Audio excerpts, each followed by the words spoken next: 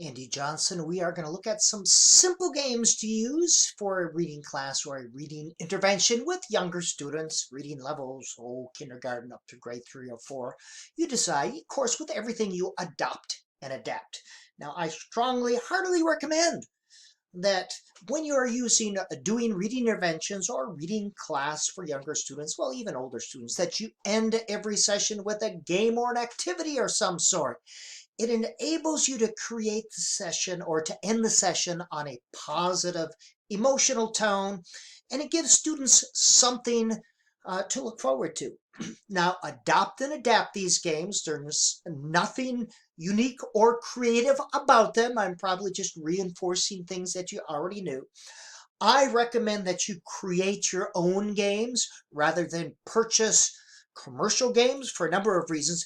If you're creating your own games, as you will see, you can reinforce the letter sounds, patterns, words that you are teaching that are found within your curriculums or your books. You just don't get that with commercial programs. So I've always found it's always better to create your own. Word rummy.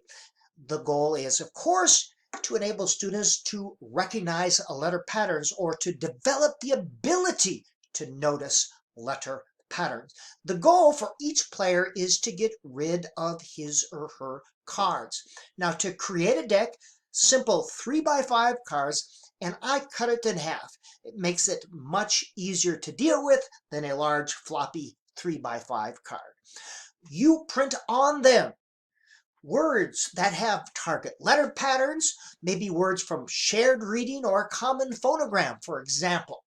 If I were going to reinforce short A words, those are some short A words, all right?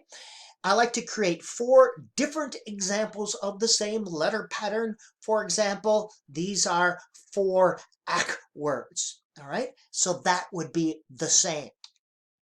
Each player is dealt 5 or 7 cards, adopt and adapt. With each play, you must draw and discard. When you get 3 of a kind, just like rummy, you set them down in front of you, face up. Any player drawing the 4th, of course, can set that down in his or her hand. Now, 4 of a kind, for add words, for app words, and again, adopt and adapt. It could be similar ending sounds, middle sounds, beginning sounds, adopt and adapt. First person to get rid of the cards is the winner, of course.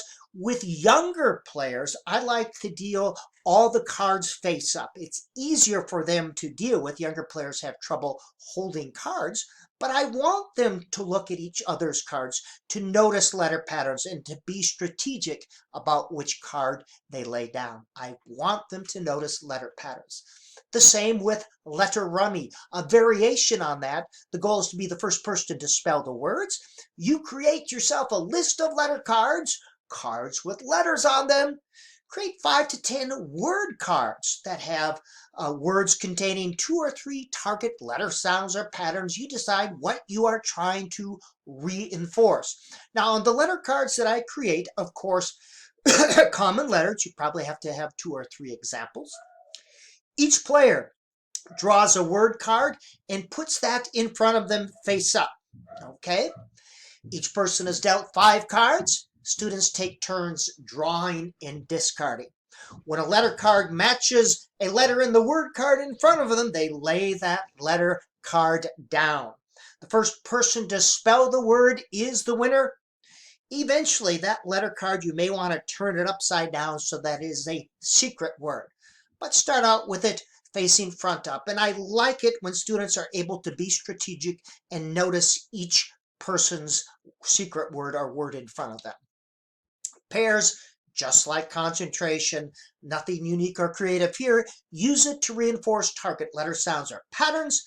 2 of every word card. Students turn it over, read it and pronounce it. If it's a pair, they take it off the board.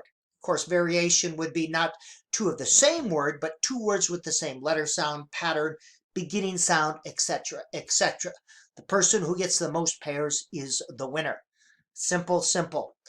Wild monkey, like crazy eights, first person to get rid of the cards is the winner. You create a deck with similar letter patterns or sounds plus a symbol, and I'll show you that in just a minute. Include 3 or 4 wild monkey cards. A wild monkey card, you can lay it down. It can be any one of these symbols. You draw and discard, take turns doing that. You'll have to draw and discard. And here's an example. Short A cards. It has to be a short A. They have to lay down a short A or one of the symbols. Wild monkey, reinforcing letter sounds or patterns. Nothing unique or creative, but again, I like creating my own games because I can reinforce the words, letter sounds, patterns that I want to reinforce. I can't rely on some guy out in New York to make my games for me. I have to do it myself. Secret word.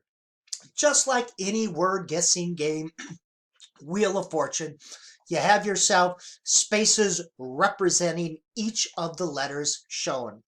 Students take turn guessing letters until the word is identified. What makes this different is the scaffold that I'm using for beginning and emergent readers. 2 types of scaffold, a word box, so they have a sense of what word to guess, or a letter box, and I'll show you an example. Guess the secret word. These are all short A's, so they have that little scaffold. They know what letters to pick from. Or even more of a scaffold, give them a letter box. It could be one of those, and they have to guess the letter. A scaffold, we do not want to frustrate students. Wordo like bingo. A blank Wordo card. With younger students, I create a word card. That's simply one less in each thing. All right, I create 10 to 15 word individual cards that I'm using for my blanks here. Students are given a blank Wordo card. I draw the card and they write that blank, that word, anywhere on their blank Wordo card, if that makes any sense. Blank Wordo card, draw cards, they write it in there. All right. Then I mix, they can put an X any place, and that's a wild spot or a free spot. We use pennies or chips of some sorts. I mix up the individual word cards. I draw them. Students look for that word on their Wordo card or word. They put the chip there. The winner is the first one to get a complete row. Simple, simple, simple, easy peasy. End every lesson or session, intervention session, with a game of some sort. Positive emotional tone creates something for them to look forward to.